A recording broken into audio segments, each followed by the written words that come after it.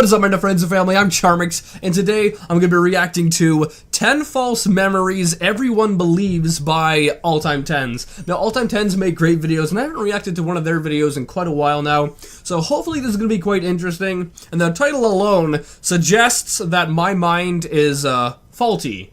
However, if you watch any of my videos, you'll probably figure that out because I have such a horrible memory. But with that being said, hopefully this is going to be quite interesting. The original link's in the description. Make sure you go subscribe to All Time 10s if you haven't already. And with that being said, let's begin. 10 false memories everyone believes. Number 10. Nelson Mandela. Nelson Mandela did some undeniably great things in his life, but his resume gets even more impressive when you add time-warping dimension traveler to the bottom. What?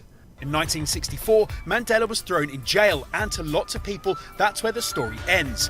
You see, He was thrown in jail, but that's where the story ends? Didn't he die, like, last year or a couple months ago? I remember hearing about him dying, like, just recently. Stunning number of people claim to distinctly remember Nelson Mandela dying in the 80s while still in jail. Even more unbelievably, there are people who claim to have strong memories of Mandela's funeral and even remember rioting occurring afterwards. Spoiler alert, Mandela didn't die in jail. He left jail in 1988 and kept right on being alive until 2013. Oh, it was 2013? Wow, time flies fast. I thought it was like last year or a couple months ago that he died. See, right there is an example of my memory. It's horrible, but like, I remember him dying recently. Although, to be fair to people, it's not like Mandela did much after leaving jail, like becoming the president of South Africa or winning a Nobel Peace Prize or anything. Despite how odd it sounds, the delusion about Mandela's death is so popular it spawned its own conspiracy theory, the Mandela effect. Some channel called All Time Conspiracies even did a video on it. According to the theory's founder, Fiona Broom, people are constantly sliding between parallel universes. As they travel, they carry over memories from different worlds with them. Yep, there is actually a whole theory devoted to saying, no, I'm not wrong, it's the universe that's wrong. Number 9. Brand. People are constantly slipping in and out of different universes? What? No, I think a huge portion of why people believe, you know, that he died way back in the 80s or whatever is because that's probably when the news stopped reporting on it, so people just assume that he died. Remember that great old show Looney Tunes? We used to watch it while chucking Chick-fil-A, Jiffy peanut butter or Fruit Loops down our food holes. Well, actually, we used to have Jif peanut butter, Fruit Loops and Chick-fil-A, and that show we watched was called Looney Tunes. These are just a few of the countless iconic brands that huge numbers of people seem to misremember. Others include Febreze with 2 E's, the Flintstones without a T, and even McDonald's with an A.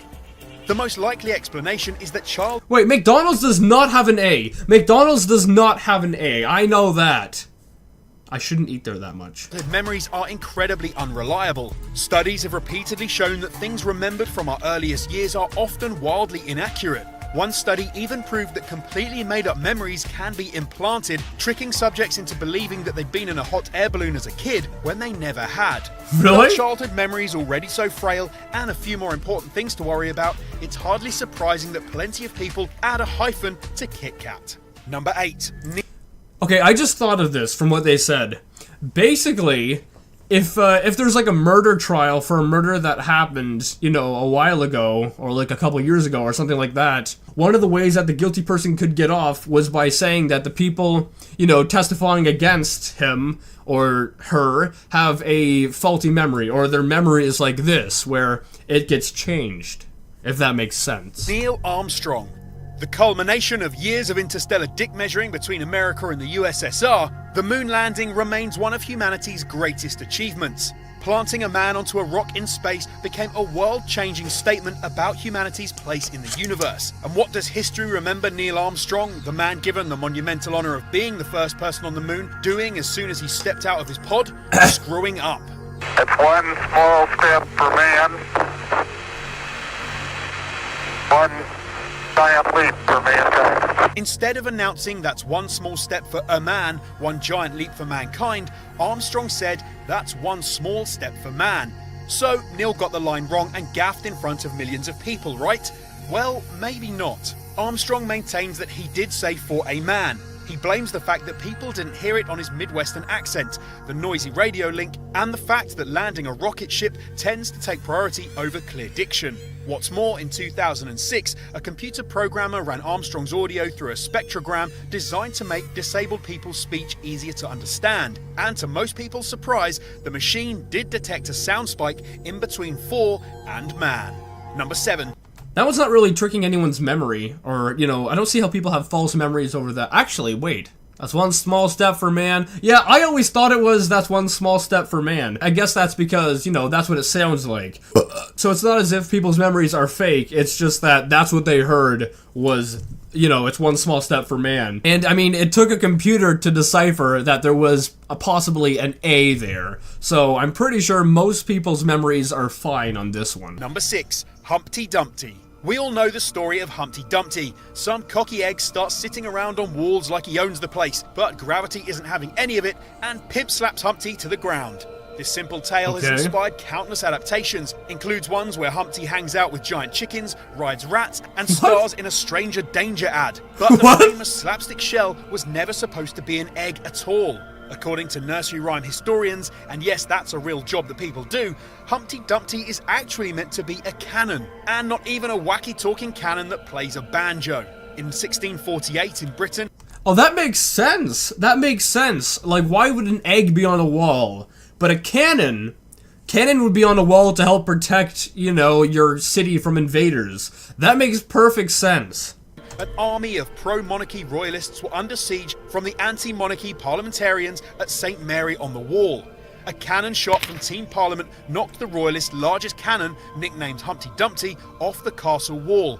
Despite the royalist efforts to move the cannon, Humpty Dumpty was too heavy, and so all the king's men couldn't put Humpty Dumpty back together again. Though some dismiss this idea as a hoax, historian Albert Jack claims to have uncovered proof of a preceding verse about a gunner that proves the true meaning of the verse.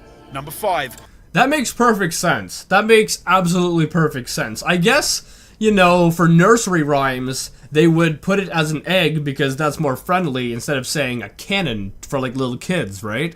So it would make perfect sense that it was altered at some point. Inception Sound. Anyone who's seen Inception will remember this sound. Oh yeah. Yes, when Christopher Nolan made his film about the Wolf of Wall Street stealing people's dreams or whatever, he didn't just create another movie, he also gave the world the infamous...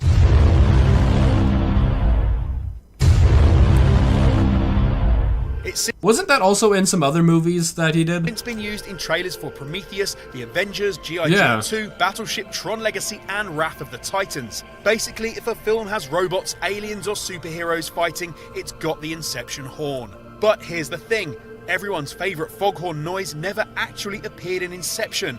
Sure, the trailer is full of it, but the movie itself is completely horn-free.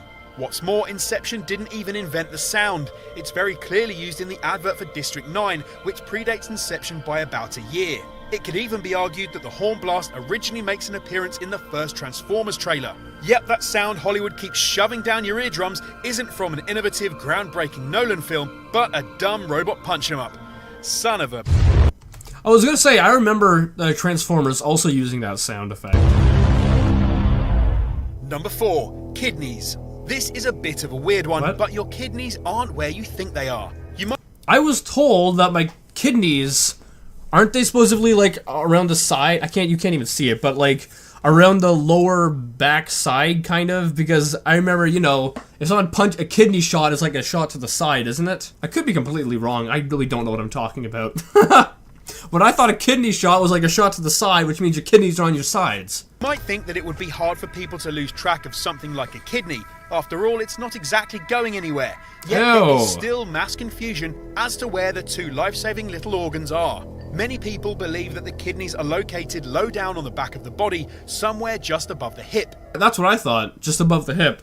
But they might be a little bit higher to be in your rib cage, because if it's in your rib cage, then it's protected. But that's just what Big Pharma wants you to think. In fact, your kidneys are much higher than that. They're actually just under the heart in the upper abdominal area. Some conspiracy theorists blame this kidney migration on the same interworld slippage that makes the incredible dimension-hopping Nelson Mandela so hard to pin down. But a more plausible explanation is that old medical charts were just inaccurately drawn, or that kidney troubles often cause pain in the lower back, which makes people assume they must be there.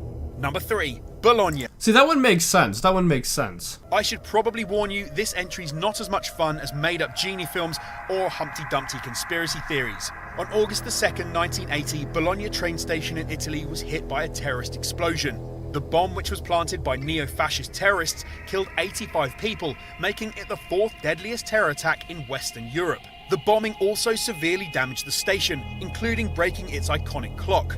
Although the clock was fixed, city authorities decided in 1996 to stop the clock as a symbolic memorial to those who lost their lives in the terror strike 16 years earlier.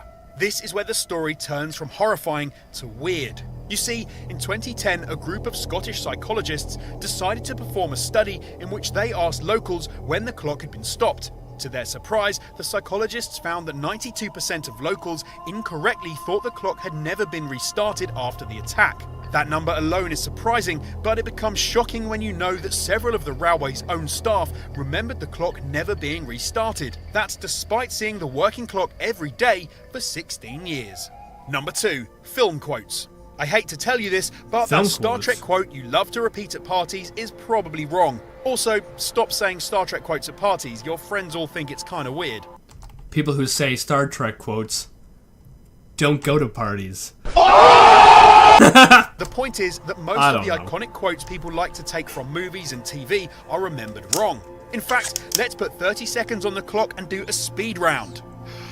No one says play it again, Sam, in Casablanca. It's no, I am your father, not Luke, I am your father. Clint Eastwood never said no, I am your father? That one got me. Is it really no, I am your father? I always thought it was Luke, I am your father. Well, that's a shock. Do you feel lucky, punk, in Dirty Harry? It's not mirror, mirror on the wall, it's magic mirror. Sherlock Holmes never said elementary, my dear Watson, and no matter how many times you repeat it, no one says beam me up Scotty in Star Trek. The reason is simple enough. Most quotes need tweaking or condensing to make sense outside of the film. After all, greed is good is a better quote than greed, for lack of a better word, is good. Over time, these tightened quotes become confused for the real thing, and we all start saying the wrong lines. Number 1, Tiananmen Square. Google Tiananmen Square and you'll get images of one of the world's most iconic protests.